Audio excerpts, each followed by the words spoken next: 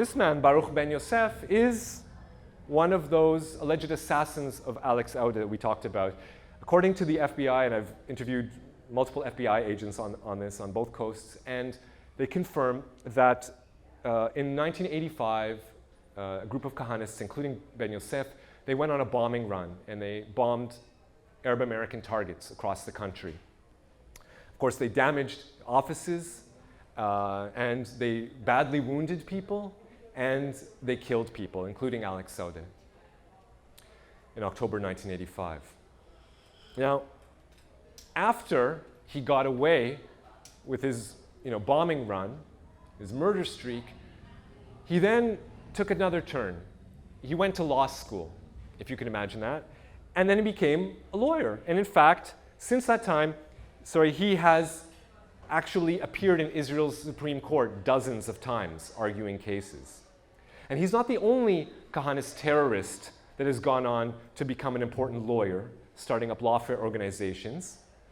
We're also talking about Craig Leitner, who was part of a kahanist terror cell that firebombed the Palestinian newspaper in East Jerusalem, Al-Fajr, that shot at a bus of Palestinians in the West Bank, just north of Ramallah, injuring 6-7 Palestinians in 1984. So Craig Leitner has a deep record of terrorism himself, and then he, like Baruch Ben Yosef and like his wife, Nitzana, they went to Bar Ilan Law School, got their law degrees, and started lawfare organizations. Now, who would these kahanist lawyers defend? Other kahanist killers, of course. So basically, the first person that they really represented in court were the Amir brothers, Yigal Amir and his brother Chagai, the men who assassinated Israeli Prime Minister Yitzhak Rabin, inspired by the kahanists to carry out this killing. So they were the lawyers who represented him in court after the assassination of Yitzhak Rabin. So since that time, they've gone on to start out what you may know as the Israel Law Center, or Shurat Hadin, and they have the audacity to claim that they're fighting terrorism, when in fact they were formed and founded by terrorists and funneling money to terrorists. Of course, that organization is buddy-buddy with the Israeli government. So we're not, again, talking about some marginal group, full-on folded into the Israeli legal apparatus. Baruch Ben Yosef, the alleged assassin of Alex Aude, and Israel Fuchs, his partner in crime, also believed to have been one of those assassins. This is him today, and the two of them started up another lawfare organization, this one based right here in the US, called the ACCJ, the American Center for Civil Justice. This is a crazy name for a kahanist lawfare organization, but over the years, Fuchs trained this man, became his protege. Over the course of many years in multiple organizations, he trained this lawyer. And if you can imagine this, they actually got all the way to the Knesset. They were sitting in meetings of Israeli Knesset committees, authoring legislation passed by the Israeli parliament, authored by these kahanist lawfare groups. And now that protege of this kahanist killer is sitting in the Israeli government. He's a member of the Knesset. Now that the kahanists are in, he's in. And it's not only Simcha Rotman. So back to Baruch Ben Yosef, the other alleged assassin of Alex Aude. So, he also spawned a protege. I don't know if you recognize them. This is an older photo of the two of them together.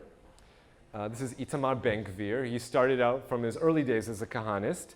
And in fact, a year after the Goldstein massacre, he dressed up as Goldstein, as an homage to him, And he said, for decades afterwards, he actually had a photograph of Goldstein on his living room wall with a picture of the Cave of the Patriarchs, the Ibrahimi Mosque in the background, and the minaret being toppled.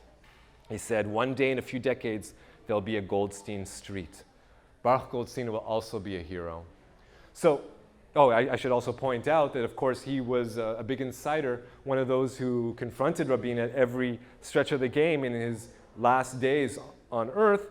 And he famously said on Israeli TV, without any shame, he jumped onto Rabin's motorcade and snatched the Cadillac symbol off. And he said, just as we got to this symbol, we can get to Rabin. And sure enough, days later, a kahanist did so. Now, this is a little vignette just to give you a sense of how far Israeli society has shifted, right? Because that's what we're talking about, how things have changed, how far gone we are. So at that time, in the wake, in this era, in the 1990s, Ben-Gvir is already becoming a media darling, and he's invited on to talk shows. This is a popular Israeli political talk show called Popolitika. So he comes on the show, and another guest on the panel was this man. He's the editor of a major Israeli newspaper. And again, a secular nationalist. At that point, Kahanism was hated by, polite society. And so he said to Ben-Gvir on the panel, "Little Itamar, that Nazi, shut your mouth, you dirty Nazi." Now, by any stretch of the imagination, that's an insult. So Itamar Ben-Gvir took him to court. "How dare you call me a Nazi? How dare you defame me?" And so, with the help of his teacher, Baruch ben Yosef, they took it to court. And they sued him. And it went all the way up to the Supreme Court. And it was a really, really interesting case. In the end, the Supreme Court said, well, look, admittedly, he did defame you. He called you a Nazi, and you're not a Nazi. On the other hand, Kahanism is pretty damn close to Nazism. We're talking about a hair's breadth away.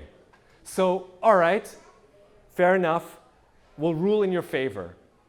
He's guilty of libeling you, but the punishment will mete out to him will be only 1 shekel, which is the equivalent of an American quarter. So by this they were saying, okay, you're not a Nazi, but you're like Nazi adjacent, essentially. Now, this is back in the day, right? We're going back 2 decades to understand how they were framed back then. Today, that same newspaper, whose editor was sued by the Kahanists, that newspaper, Ma'ariv, publishes glowing interviews with Baruch ben Yosef, interview all about Haram al-Sharif and the Dome of the Rock and the temple that they want to build there on its ruins. And in this entire 45-minute interview, they don't once mention the fact that he tried to blow it up. You might think that would be a relevant factor. That's how far gone we are. The editor of the newspaper once called them a Nazi. Now they give them free license to whitewash their records and preach Al-Aqsa destructionism. That's where we are today. Now, this is the best they can do. Call him a right-wing activist. Someone who wants to genocide the non-Jews in the country. A right-wing activist. So of course, Ben-Gvir learned well from him. Went on to, terrorize the local Palestinian population in Hebron where he lives. But he learned from Ben Yosef how to become a lawyer. He interned in his office. He did a stage with him in his law office. And now he's become a lawyer unto himself. And he's taken over a lot of Ben Yosef's casework, defending Kahanist killers, like the killers of the Dawabshe family. Defending him in court. Defending in court not just the murderers of the Dawabshe family, but those who celebrate the murders of the Dawabshe family. Like these Kahanists at a wedding, if you can imagine this. Here's Ben-Gvir, and here are the Kahanists holding up a photograph of 1-year-old baby Ali Dawabshe that they burned to death, and holding up a Molotov cocktail and stabbing the photo of Ali Dawabshe. This is how they celebrate their marriages in the Kahana movement. So these are the kinds of people that Ben-Gvir defends. But Ben-Gvir's biggest contribution, we can say, to the Israeli discourse and how we can say he differs from Kahana, if there's a way that they differ, it's that he realized the loophole, what he needed to do to get around the legal framework that was foisted on Kahana to prevent his his power base from actualizing his goals. And that is, you can't actually say kill the Arabs. I mean, Mavet la'Arabim, death to the Arabs, is like very commonly heard amongst right-wingers when they're marching through East Jerusalem trying to drive Palestinians out. But when Ben-Gvir is in the mix, and I've heard this many times and I've recorded him many times doing this, when he hears a group of people, throngs of kahanists screaming death to the Arabs, he'll say, no, death to the terrorists. By changing the word, you can avoid being charged by if you say death to the Arabs, it's not going to happen. The police aren't going to be too quick to do it, but there's a possibility that you could be charged. All you got to do is just say death to the terrorists, and everyone understands what you're talking about. So by just adding that little twist, he is able to fly under the radar. So instead of saying, he'll say expel the enemies, not don't expel the Palestinians, expel the enemies. And in this way, he is able to wiggle into the Israeli mainstream. And this is what he's done with the help of Netanyahu. As I mentioned, as long as Netanyahu was in power, he was driving the government full tilt to the far right. But when he came up on corruption charges, all of a sudden his power base started to shift beneath his feet, and it looked like he might lose his seat. And then he realized the only way to keep it, or he thought he might do so, was by re-mainstreaming the Kahana movement, bringing them into the Knesset, and that's what he did. And now the leader of the Kahanist party, the Jewish Power Party, Itamar Ben-Gvir, is a member of the Knesset. He too sits in the Knesset. And here's some of the Israeli political cartoonists, so it's not just in my imagination. And here's several story high poster, so you can see that they actually ran together. They actually co-promoted each other in the run-up to elections. They co-branded. And because their bases are very close. This is what we've come to, that the ruling Likud party has become Kahanist. It's not only the Moshe Feiglin faction. They've actually gobbled up the rest of the party as well. And so now this is our new reality.